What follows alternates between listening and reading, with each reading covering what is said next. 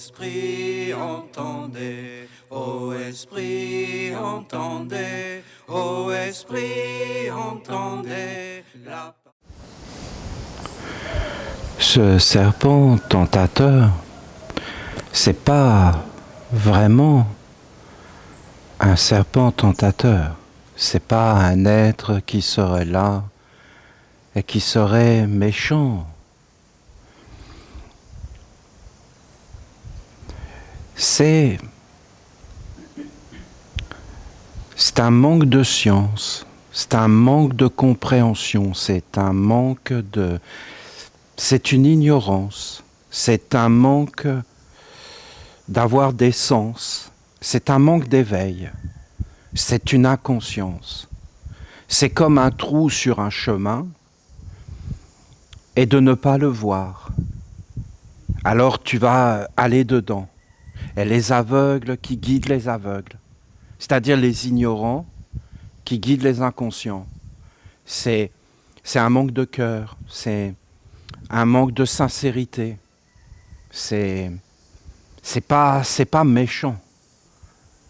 C'est le monde est fait comme il est fait. Et en réalité, si t'es pas clair, si t'es pas conscient, c'est comme aller dans la forêt, mais pas dans la forêt faite par les hommes. Les hommes cultivent l'inconscience. Ils fabriquent un monde aseptisé et faux, parce qu'ils veulent être inconscients. Mais celui qui est conscient et éveillé, alors il n'a pas peur, parce qu'il sait qu'il y a des choses qu'il doit faire et des choses qu'il ne doit pas faire. Et en fin de compte, il respecte la loi.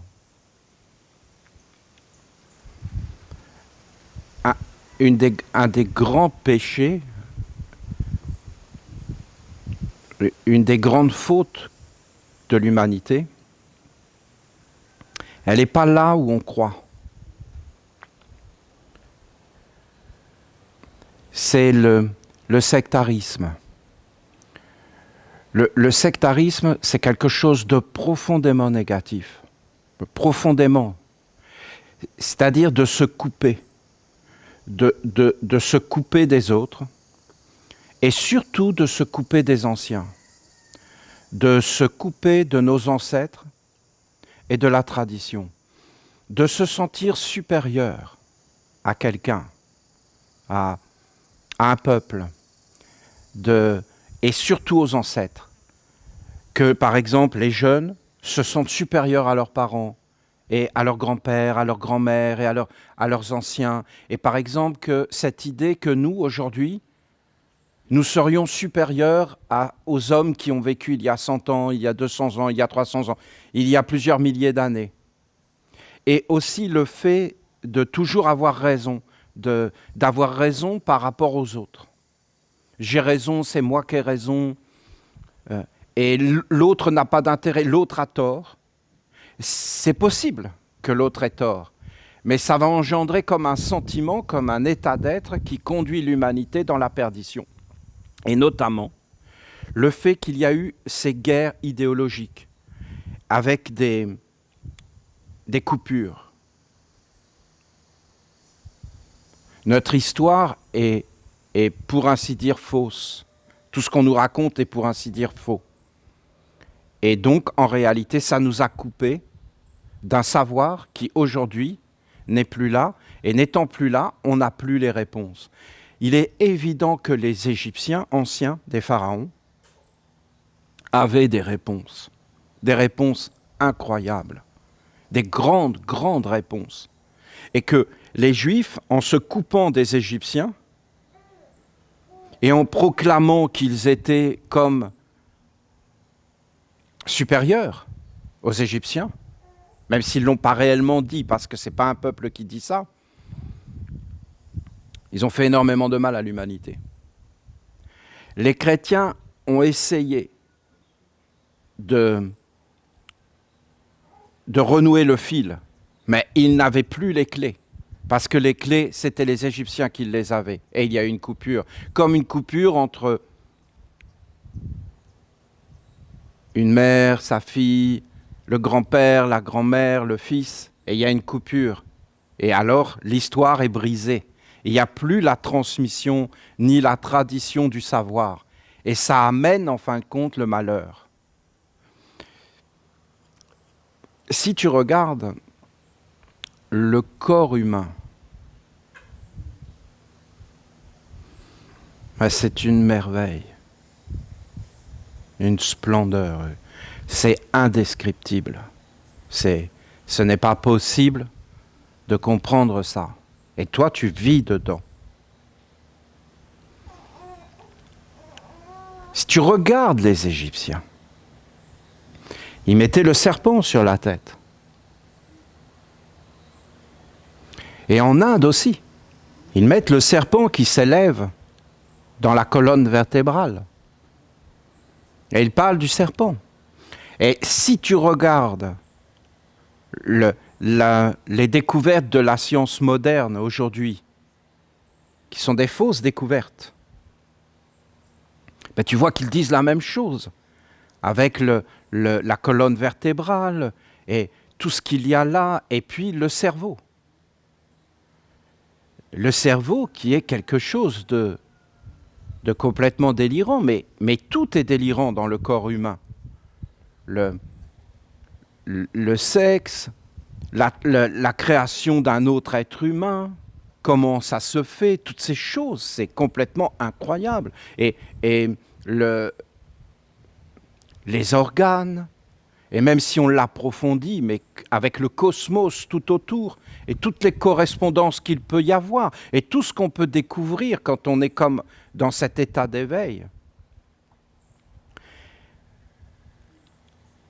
Et quand on est calme et qu'on regarde tout ça, on voit que ce qui manque à l'humanité pour l'éclairer, c'est cette civilisation égyptienne qui, comme par miracle, est restée là, avec des signes. Parce qu'il y a eu des civilisations beaucoup plus grandes sur la Terre, mais il n'y a plus rien.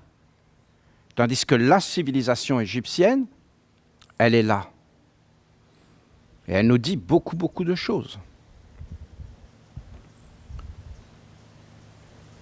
Elle nous parle de ce cerveau, de ce serpent. Et pour elle, il n'y a pas réellement de serpent tentateur. Il n'y a même pas réellement de mal. Même s'il y a un grand conflit entre Seth et Horus, Seth qui représente en fin de compte l'homme puissant sur la terre, l'homme qui a comme la royauté sur la terre, qui a les pouvoirs sur la terre, mais les pouvoirs de détruire, d'asservir. C'est vrai que l'homme, il a ce pouvoir. Et Horus, qui est le pouvoir d'être léger. C'est ça qu'ils nous disent. C'est très très simple. Il y en a un qui est posé sur la terre et qui est puissant. Et il contrôle la terre. Et pour eux, ce n'est pas négatif. Et il y en a un autre, Horus, et les Égyptiens ont préféré Horus, qui est la lumière. L'autre, c'est plus les ténèbres. C'est-à-dire, il ne faut pas imaginer les ténèbres comme quelque chose de négatif, mais le corps. Quand on parle de ténèbres, on parle du corps qui est dur, qui est opaque. Et quand on parle de la lumière, on parle en fin de compte de l'universel, de quelque chose qui a des ailes. C'est pourquoi Horus pouvait voler. Et aussi, Horus avait l'œil. C'est-à-dire que Seth, il ne voyait que le visible. Il ne voyait qu'un monde, le monde visible. Il ne s'intéressait qu'au monde visible. Alors qu'Horus, lui, voyait tous les mondes. Non seulement il les voyait, mais il pouvait avoir des ailes et s'envoler. C'est quelque chose qu'on peut comprendre quand on est un peu amoureux, quand on est dans la joie. Et l'autre, eh bien, on est comme dans la tristesse. Et ce qu'ont voulu nous dire les Égyptiens, c'est qu'il y avait des mondes et qu'il y avait ce serpent dans la colonne. Et ce serpent, en fin de compte, c'est la vie. Et ils ont voulu nous expliquer des choses. C'est très subtil. C'est-à-dire que d'abord, nous sommes des créateurs, tout le temps, que nous créons le futur, le présent, et qu'il y a Dieu, le mystère des mystères, le non compréhensible, Dieu et les dieux,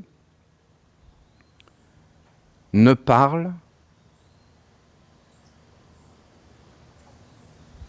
qu'à des rois, qu'à des êtres éduqués, qu'à des êtres, c'est dangereux, supérieurs, mais c'est dangereux de dire ça. Et c'est pourquoi dans le livre d'Enoch, il est dit « Loin de moi les ignorants ». Ceux qui n'ont pas le savoir ne vont pas vers Dieu. Dieu ne parle pas à un inconscient. Dieu ne parle pas à quelqu'un qui n'est pas éveillé. Et Dieu ne parle pas à un être qui n'est pas dans la maîtrise de certaines choses, de l'organisme, qui a une connaissance. Mais pourquoi ? Mais parce que le vrai savoir, le savoir d'Horus, le savoir léger, le savoir universel, le savoir grand, ce savoir est une qualité d'être. Et il y a une échelle de vibration. Et tu arrives à cette qualité d'être. Tu dois t'élever et te maintenir, avoir des pieds, être posé, être sur un socle. Et tu dois pouvoir maîtriser les états d'âme, les forces qui viennent vers toi. Il n'y a rien de négatif pour le savoir. Le savoir est bon pour tout, il est clair. La lumière est bonne. La tristesse, la pauvreté sont en réalité des états négatifs. Mais le savoir peut les étudier, peut les éclairer et les mettre à leur juste place. Alors tout est bon, tout est dans la paix, tout est dans l'ordre, parce que c'est l'ordre qui règne et tout est à sa juste place. Et le désordre, en fin de compte, c'est de ne pas avoir le savoir, c'est d'être un ignorant. À partir de ce moment-là, Dieu ne te parle pas. Il y a comme quelque chose qui va vers le bas, vers le recyclage, comme dans les intestins. Si tu veux vraiment aller vers la culture, qu'est-ce que c'est la culture ? C'est de la musique, c'est de la poésie, c'est de la pureté, c'est des déclamations de la parole, c'est toutes ces choses qui montent vers la tête. Et puis après, tu descends de plus en plus bas et tu vas vers les intestins, la digestion. Et en fin de compte, tu es dans le monde du recyclage. Donc il y a tout ça en l'homme, il y a tous ces états d'être. Et ces Égyptiens pensaient réellement que ce qui est pour l'homme est pour toute l'humanité. Ils avaient ces idées-là. Et qu'il fallait qu'il y ait des grands rois et des prêtres qui maintiennent un état d'harmonie universelle pour que les ignorants, qui étaient comme des enfants, soient protégés et ne se fassent pas mal et aient une vie simple, ne connaissent pas l'écriture, ne soient pas éduqués trop, mais que ça soit juste des pêcheurs, des boulangers, des artisans, des êtres qui vivent, des papas et des mamans, et qu'ils soient comme dans une protection, et qu'il y ait des êtres qui gouvernent, et qui gouvernent dans la lumière et dans la pureté pour le service des mondes invisibles. Il faut savoir que vous avez le corps et vous avez l'âme. Et l'âme, c'est ce qui anime le corps. C'est d'être animé. Et quand tu deviens conscient de ces choses, tu regardes qui t'anime. Et tu vas voir que c'est le cosmos. Soyez vigilants. Vigilants. Soyez vraiment vigilants devant le monde des hommes. Et soyez vigilants devant ceux qui gouvernent le monde des hommes. Parce que ces êtres ne sont pas qui ils disent qu'ils sont. Et ces êtres ne sont pas innocents, ne sont pas candides. Ce qu'il y a derrière ces mondes, c'est des puissants magiciens. Ne croyez pas que c'est des gens comme ça, qui font comme ça, qui sont nés comme ça, que c'est un hasard, que ces êtres sont arrivés là par hasard, En réalité, ce ne sont pas les humains que vous croyez voir dans le monde des hommes, mais ce sont de puissants, puissants magiciens. Le monde est religieux, uniquement religieux. Il n'y a rien d'autre que la religion. Il n'y a que la religion. Il n'y a pas réellement de science. La science, c'est la religion. Il n'y a pas réellement de social, de vie sociale, de vie culturelle. La culture, c'est la religion. Quand vous voyez des grands concerts, c'est de la religion. Quand vous voyez des hommes politiques, c'est des prêtres. Mais de quel Dieu? C'est ça toujours que vous devez chercher à comprendre. De quel Dieu sont-ils les prêtres? Et quel monde subtil passe à travers eux? Ces êtres sont des envoûteurs. Ces êtres sont des êtres qui, en réalité, détruisent le monde. Parce que dans la destruction de la lumière, ils ont le pouvoir. Si la lumière est là, ils perdent le pouvoir. Mais si la lumière n'est pas là, alors ils ont le pouvoir. Ils ont le pouvoir de la nuit. Qu'est-ce que c'est le pouvoir de la nuit? C'est le pouvoir de mentir, c'est le pouvoir d'abuser, c'est le pouvoir de voler, c'est le pouvoir, en fin de compte, de détruire, de se cacher de la lumière. Et ces êtres ne veulent pas de la lumière, sinon ils sont confondus. Donc en fin de compte, ils détruisent. C'est-à-dire qu'ils prennent, c'est des voleurs d'âmes. Ils prennent les âmes, ils prennent ce qui t'anime. Qu'est-ce qui nous anime? Posez-vous ces questions. Et vous verrez que ces êtres ont répondu. C'est rien. C'est une espèce de biomachine. Et qu'est-ce que c'est le cosmos? Le cosmos, c'est rien. C'est un Big Bang. Et ils mettent derrière les choses rien. Et en fin de compte, toutes tes cellules, tous tes sens sont comme éteints. Et ces êtres conduisent les êtres vers le bas. En fin de compte, il n'y a pas de mal. Il n'y a pas de mal. Vous entendez? Il n'y a pas de serpent tentateur, il n'y a pas de mal. Mais il y a l'ignorance. Un être qui commence à s'éveiller, il va découvrir des pouvoirs à l'intérieur de lui. Et il va voir qu'il peut voler, qu'il peut abuser des autres parce qu'il est plus éveillé. Et là, il va prendre le chemin d'éteindre la lumière. Ou alors, et donc ça va être le chemin de Seth. Mais ce n'est pas négatif. Et Dieu n'est pas contre ça. C'est incroyable ce que je vous dis, mais c'est comme ça. Et si on avait gardé le lien avec les anciens Égyptiens, on l'aurait su. Parce que les anciens Égyptiens, ils cherchaient au-dessus de tout les oiseaux, ça c'est sûr, vous n'avez qu'à regarder leurs hiéroglyphes. Une des plus belles écritures qui a existé, les hiéroglyphes. Pourquoi les Juifs ont détruit les hiéroglyphes? Ils ont détruit les hiéroglyphes parce qu'ils ne voulaient plus que les dieux se manifestent. Et en fin de compte, ils ont mis des lettres abstraites, Aleph, Bet, et ils ont caché ce savoir. Et après, ils ont appelé la Kabbalah, la tradition cachée, c'est-à-dire la tradition qui venait des pharaons, et qu'il ne fallait pas le dire. Alors ils ont dit, dans Aleph, c'est le taureau, et ainsi de suite. Dans Bet, c'est la porte. Et ils ont mis des hiéroglyphes derrière. Mais ils n'ont pas voulu que les gens aient accès aux hiéroglyphes parce qu'ils ne voulaient plus qu'ils parlent avec les dieux. Et que les dieux, en réalité, parlaient à travers toutes les formes. Et que quand tu avais des écritures, ça va loin, cette histoire. C'est pour ça que c'était interdit d'écrire. Parce que seuls les grands mages, les grands prêtres, les esséniens, les savants avaient le droit d'écrire parce que, quand ils écrivaient, c'était des dieux qui apparaissaient. Vous devez apprendre à vous concentrer dans la colonne vertébrale. Vous devez apprendre à faire monter les énergies dans le cœur. Vous devez apprendre à digérer les choses, pas simplement la nourriture. Vous devez apprendre à regarder, à conduire tout dans la digestion. Vous devez faire une offrande à Dieu. Vous devez toujours donner la part à Dieu. Dieu vient en premier, c'est-à-dire la beauté, la subtilité, la grâce, la bénédiction. Donc Dieu, vous ne le trouverez pas dans la digestion. Il y est. Il est là. C'est un feu.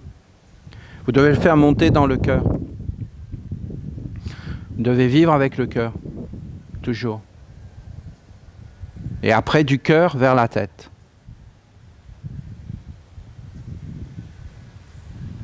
Regardez la croix en C. Les bras, les pieds, la digestion, l'ensemencement, et là, l'ouverture du cœur et la tête. Le cœur et la tête. Et vous devez donner l'énergie du cœur à la tête et la tête au Dieu, parce que le Dieu ne tient pas la croix en C par les pieds. Il la tient par la tête. Et dans la tête, vous avez l'autre sexualité.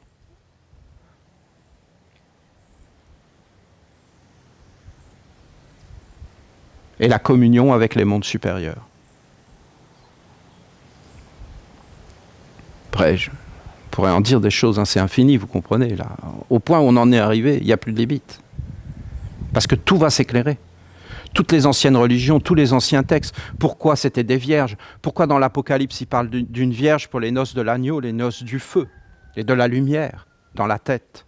Et que tout ça monte là, et que, en fin de compte, quand ça s'éveille dans la tête, dans le cerveau, et que vous avez des mondes qui apparaissent, et tu commences à avoir des yeux qui vont s'ouvrir sur des choses qu'on ne voit pas. Et c'est le véritable sens, la véritable intelligence. Je vous dis profondément, je pense que tout ça est en marche. Je pense qu'un grand éveil est en train de se produire sur la Terre. Je pense que les êtres veulent s'éveiller partout. Mais le problème, c'est que quand ils vont avoir les yeux de l'éveil, ce qu'ils vont voir ne va pas leur plaire. Et donc, ils ne pourront pas le supporter. Il faut être préparé. Et donc, en réalité, c'est notre travail de ce jardin. Nous ne faisons pas un jardin pour les humains. Nous faisons un jardin pour faire apparaître les dieux dans le silence. Il ne faut jamais perdre ça de vue. Regardez comment c'est vite fait. Qu'on peut, se faire attraper par des idées et chercher juste à se faire un petit jardin. Mais en réalité, on est là pour des idées grandioses, d'une éducation. Que ça se fasse ou que ça ne se fasse pas. L'important, c'est que ça soit juste et vrai. C'est que ça soit beau, c'est que ça soit grand, c'est que ça éclaire le monde.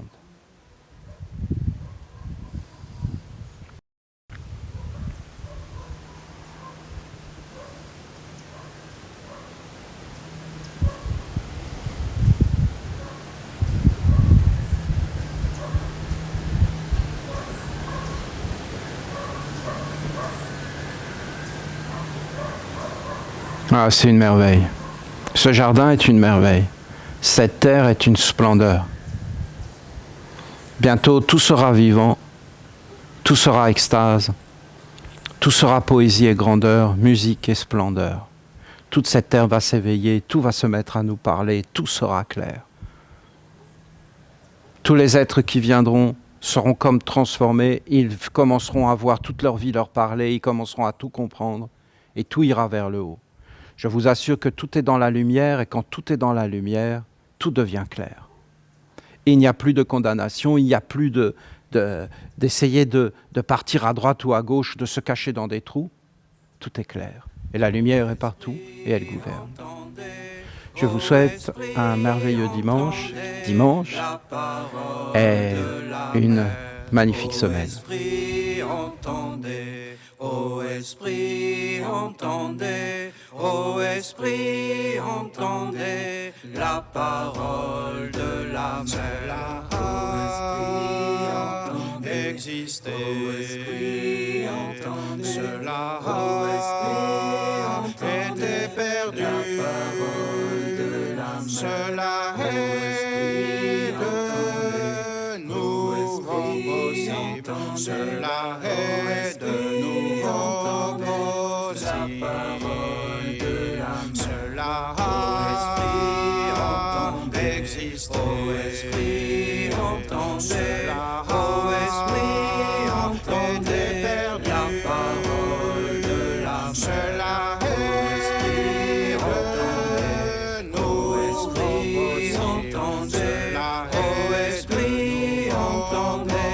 la parole de la mer.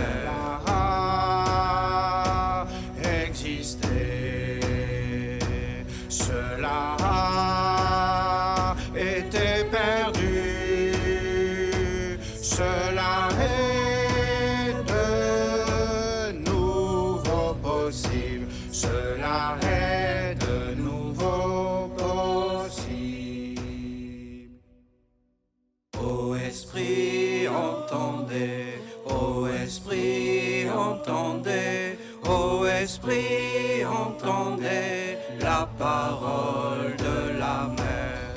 Ô esprit, entendez, ô esprit, entendez, ô esprit, entendez la parole de la mer. Ô esprit, entendez, ô esprit, entendez.